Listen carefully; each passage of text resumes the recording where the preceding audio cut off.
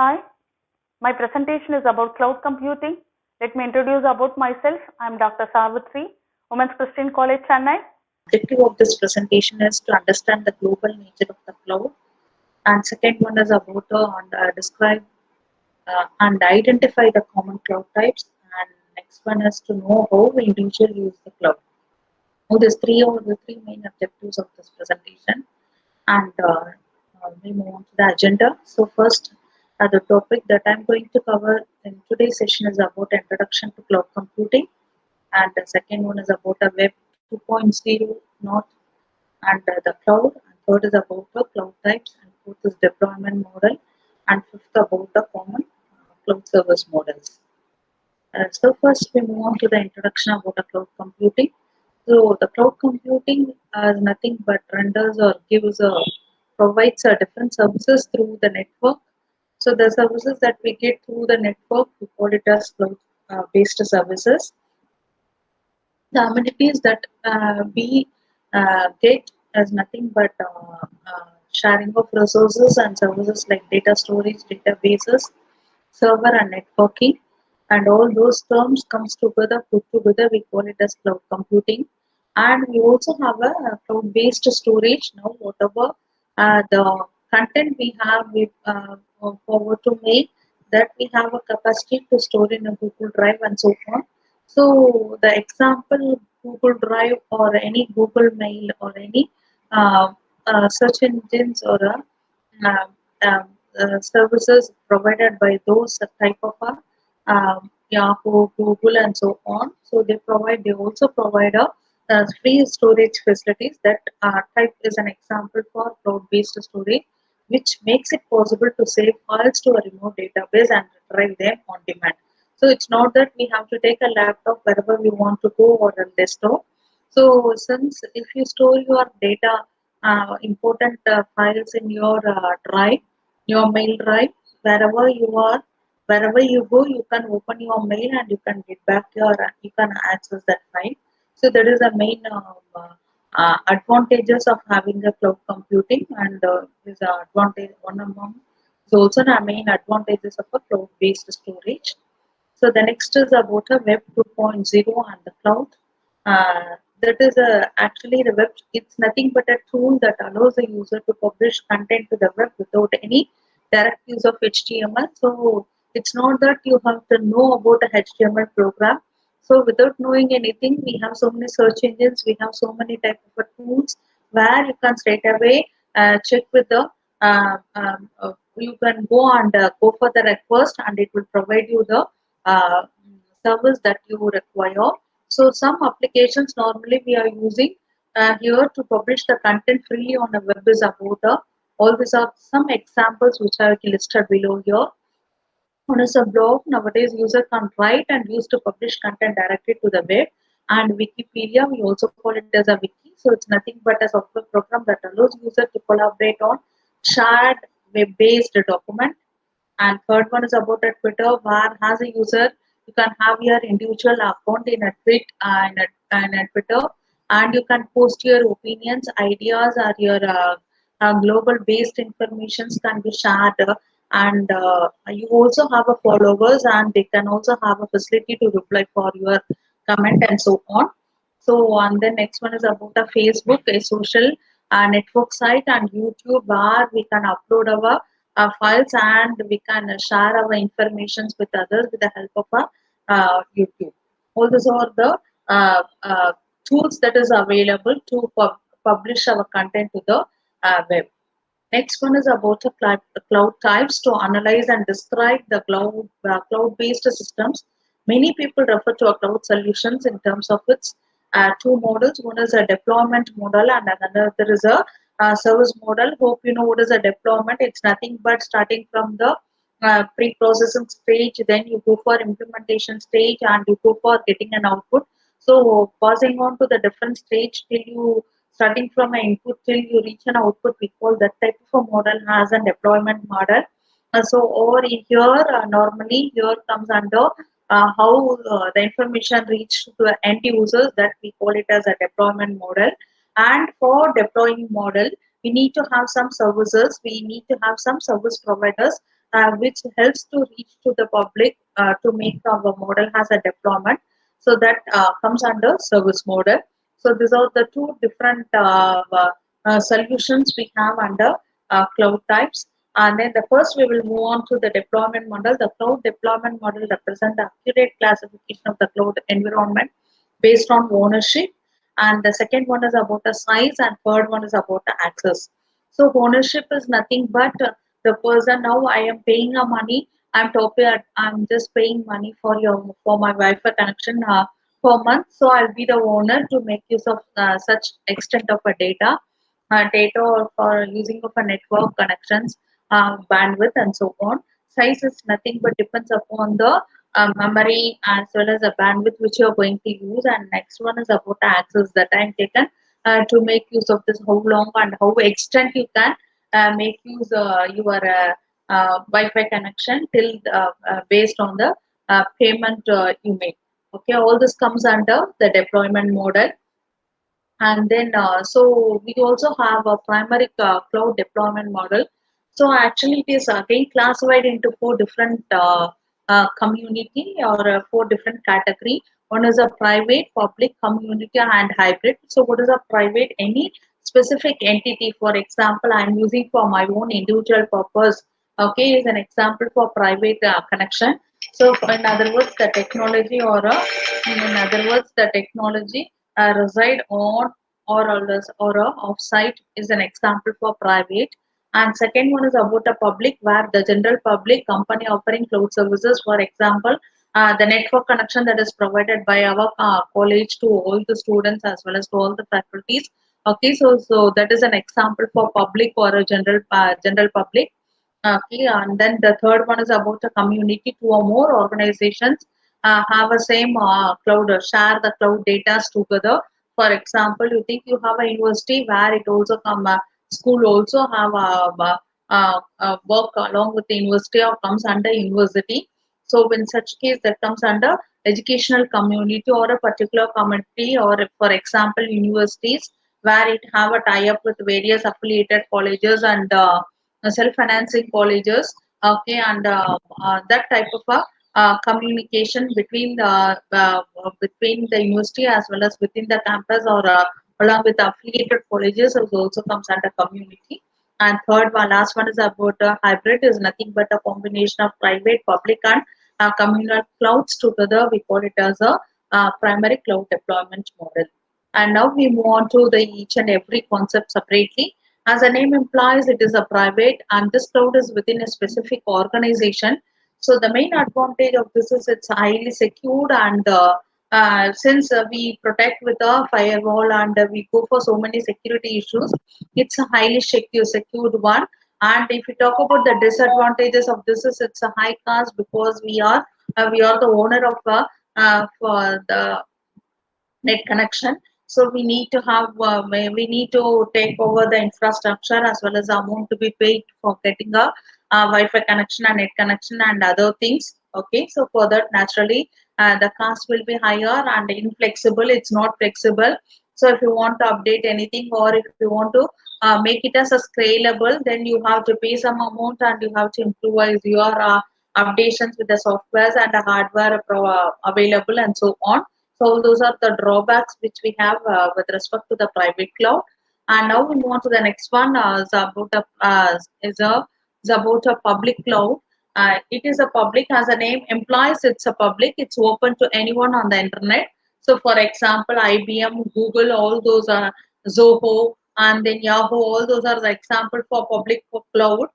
So now, if you talk about the advantage here, Google provides a Gmeet and so on, where you are not offering that much amount and you are not paying separate amount for Google Meet or Gmail and so on. It's a cashless and flexible, and wherever you want you can go to the different location. In whichever location you are in, you can open and you can view your content and so on. Whereas the disadvantage we have here is about the security, since it is a public, and if anyone knows your password or if anyone knows your secret code and so on in your mobile, and if it is synchronized with your mail, then the possibility of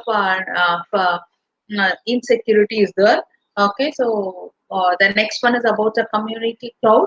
So it is for a particular community. I told you, for example, university. So if we talk about a university, so many colleges, affiliated colleges, and government-aided colleges comes under a single university.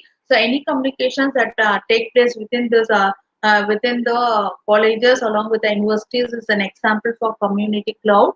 So it is for a particular community. The cloud is shared by two or more organizations. And if we talk about the advantages over here is scalable. Scalable is you can go for updations, and whatever the updations they are implementing, that you can share here, and you can also make your scalable, means versions can be updated, flexible, and whichever you are software or hardware you want to share, that you can share through internet or some other facilities, and securable. So secured one, password is known and secured within the organization, the informations are secured here.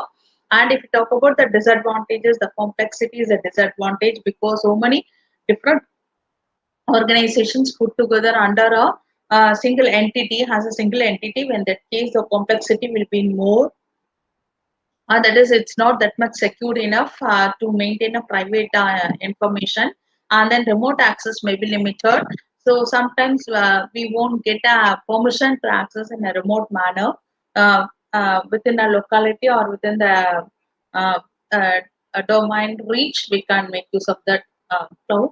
And next one is about a hybrid cloud, which is nothing but the combination of two or more private, public, and community clouds. The advantage here is cost, less cost, and then it's more secure, and then scalable. So uh, we can move on for new updations and advancement, and flexible.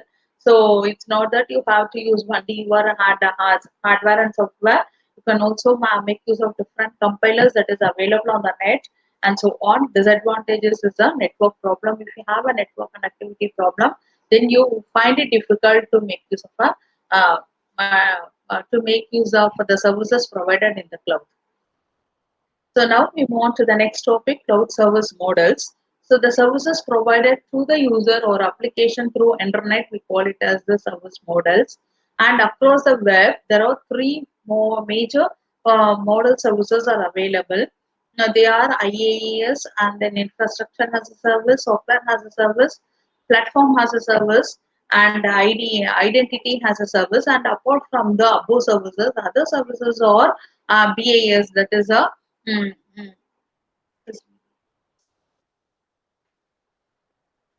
BAS is nothing but a backend has a service, and then desktop has a service, and security has a service. All these are the other services are also available apart from the primary model services under cloud.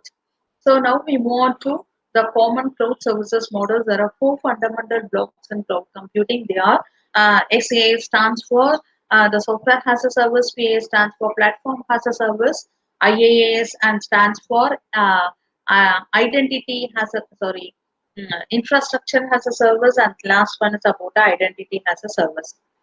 First, we move on to the software as a service. So SaaS is a solution model in which user use a web browser to access software that resides along with the programs and user data in the cloud.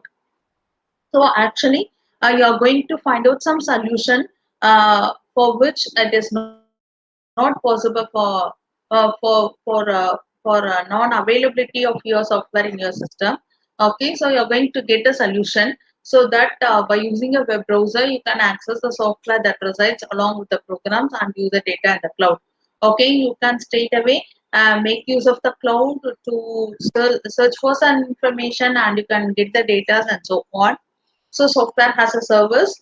So the first concept is, you think you don't have an Eclipse as a software. In that case, you have a Eclipse compiler, okay, or any compiler. Now you think you will have a MATLAB as a software, whereas you don't have. It's not possible for you to install a MATLAB. In that case, you have a online MATLAB compiler available. It's nothing but a MATLAB software where you can type your program and you can execute your output there, and you can share your screen straight away to the end user.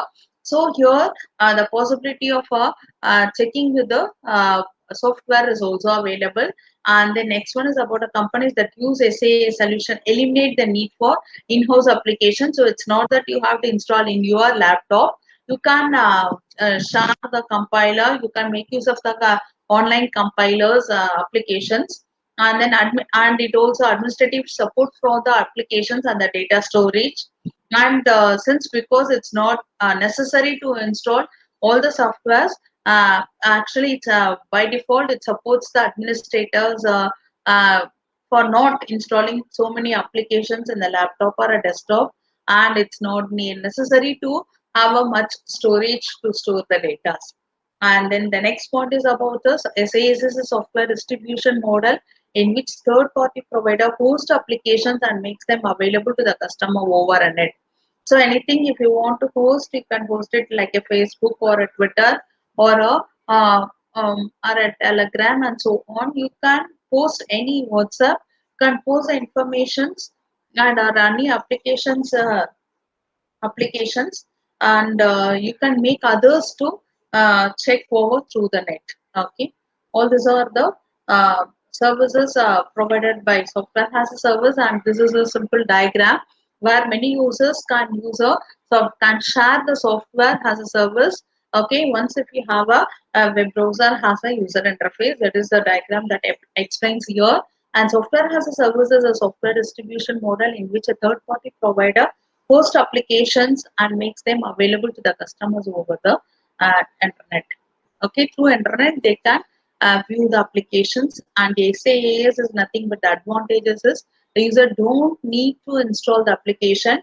It reduces the cost of buying the software. Some users want to use the software for a particular period. In that case, they can pay for software only for a fixed period, and it's a scalable. That is updations. Recent versions can be made use of it, and automatic updations are also possible. Automatic updations are also available since it is an online compiler and so on. Disadvantages surely we have it's unsecure data since it's a online where any user can make use of the software and they can run a program and they can do any wonders there. So it's unsecure data, and if there is any problem with the server downtime problem, in that case it's not possible for you to access with the internet. Okay, that is a main drawback for SAS. Whereas we have so many service providers, one is a Google, TurboTax, etc. And if you talk about applications where SAS is useful or while sending email and mobile sale, tax, CRM, and so on, in different areas we can make use of this application. Software has applications, and then applications where SAS may not useful is nothing but disaster management because it's need extremely fast processing. And platform as a service. So the next topic is about a platform as a service. Platform as a service is a collection of hardware and software resources can use to build and deploy applications within the cloud. It's a combination of hardware and software resources. Okay, and then next one, developers may use a web. As a developer, you can use either a web-based PaaS solution or a Linux-based PaaS service. And then next one is about a category of a cloud computing services that allows customer to develop. So platform has a service, okay, to develop, run and manage applications without building and maintaining the infrastructure. So it's not that uh, uh, you can type or you can develop and you can run here. Since it is an online compiler, you can work straight away in the online. You can type a program either if it is a C or C++ or a Java or any Android program or whatever may be. Many mobile development program, you can type a program, you can run and execute straight away in online. It's not that you have to install in your laptop and so on. So providing the platform itself as a service is the main advantage. And here this is a diagram which explains the platform as a service. Here it's a server, a database server and server operating system support software, and so many users can make use of this database from the server OS and then softwares to the end users. PaaS or the third party provider provides hardware and software tools to the user, those who want to develop an application. And POS also provides to work in a team regardless of the physical location. POS services are the team collaboration and application development. And the advantages and disadvantages are advantages lower total cost of ownership. So it's not that since platform itself is free for us, it's not necessary to install. So installation cost is less, and then maintenance cost is low, and so on.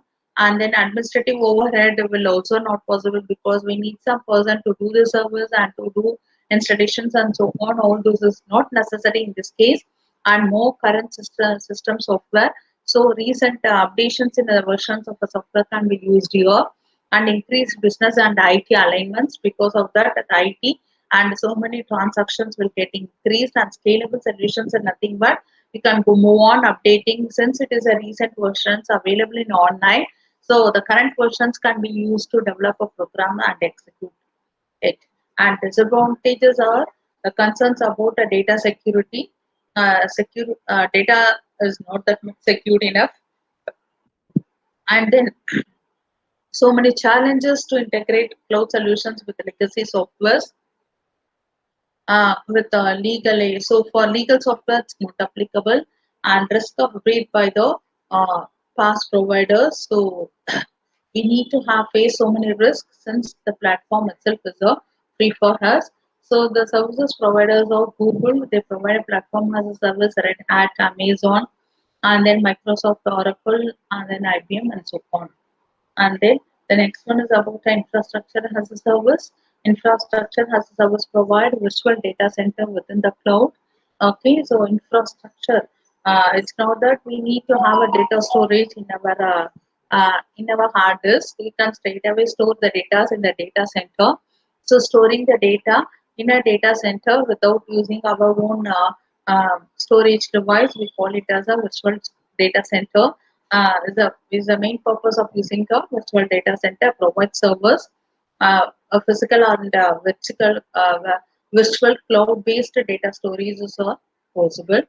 And then next one is IaaS as advantages is storage is a main advantage. It's not necessary to have much storage capacity in your laptop or a desktop.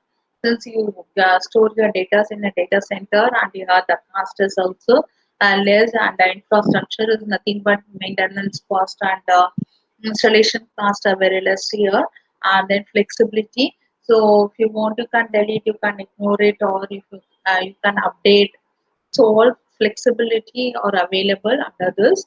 And regarding disadvantages, it's less secure and no security.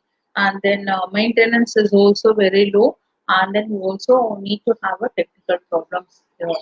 And this is a simple diagram which represent IaaS infrastructure as a service. So all those are the different data centers, virtual data centers, and where it's located in different location here.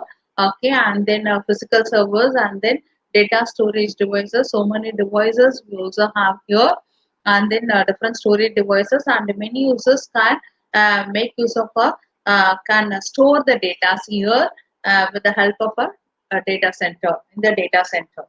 Okay, whereas they virtually don't know, actually we won't have an idea where our data get stored and in which location, and so on. So this structure explains the data storage. And IaaS is nothing but the advantages and disadvantages is about the storage cost, infrastructure, and flexibility. Disadvantages, security, maintenance, and technical problems we have. And identity as a service is nothing but ideas are cloud-based identity management. So identity, so management here, this comes under that is, it's very difficult to identify the real user of a system. So only if we have a unique identifier, then we can find out the person who made use of a software and hardware services. Whereas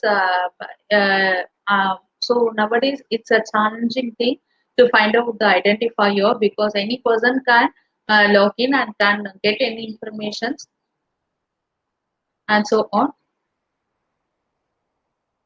So here the identity management is difficult, the time consuming and expensive. They prefer IDAS. Okay, over past years, companies have begun to emerge to provide identity as a service. Advantages and disadvantages. Fewer. The first one is about a fewer user and password combination for users to remember and manage. It's not necessary to remember all the username and password, and less password fatigue caused by stress of managing multiple passwords. And then advantages. So no need to remember the multiple password. So now, for example, for that is you think about a mobile you have. So that mobile, if you give a password or a login or a secure key, you can go in the mobile where you can make use of your mail and then access your mail, WhatsApp, and so on. So that type of a facility which is synchronized with a single device is an advantages of identity as a service, and then less user time consumed by having to log into an individual system. So then if you want to go to Google Classroom, you can go. If you want to make use of a network banking, you can do. If you want to make any payment in a Google Pay, within a single device, you can go and make the complete your payment. So it's not necessary to remember many passwords and usernames here, and a few calls to help desk for forgetting passwords. So nowadays, because of this, less calls are forwarded and centralized location for IT staff to manage password complaints and reporting. All these are the advantages. Whereas if we talk about the disadvantages, if the authentication fails, user will not be able to go in to other servers. All this is are the servers. They find it difficult to check for the servers and so on. So now we came to the end of this session.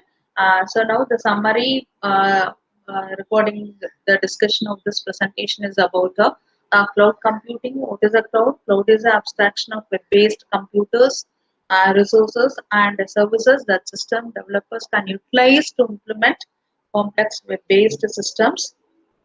And as a result, the company as that once relied on expensive data centers to house the processing resources can now shift their cost and maintenance efforts to pay as you go, scalable and cloud-based alternate. All these are the main concepts. The references is Chris Jamsa is a book which I have referred. Thank you.